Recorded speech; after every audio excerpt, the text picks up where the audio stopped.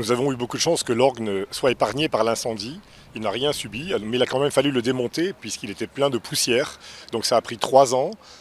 Tous les organes ont été démontés, les 8000 tuyaux, mais aussi les sommiers, les vergettes, tous les accessoires. Représente plusieurs dizaines de milliers de pièces qui ont été démontées, nettoyées, remontées.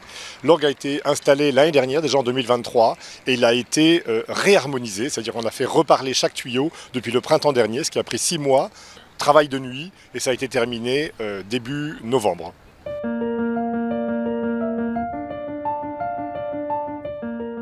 L'éveil de l'orgue est un rituel très ancien qu'on utilise à chaque fois qu'il y a une inauguration d'orgue.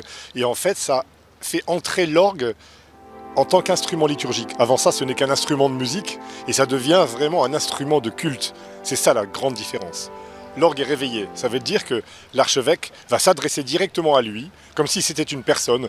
Il va lui dire par exemple « Ô orgue, instrument sacré, éveille-toi, chante la louange du peuple de Dieu ». Et là, l'orgue va répondre par une improvisation d'une minute, 1 minute et demie.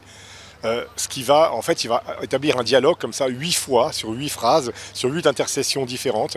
Et on va avoir justement ce dialogue qui va réveiller l'orgue et qui va en faire finalement la mission d'un orgue liturgique et par là même la mission des organismes liturgiques.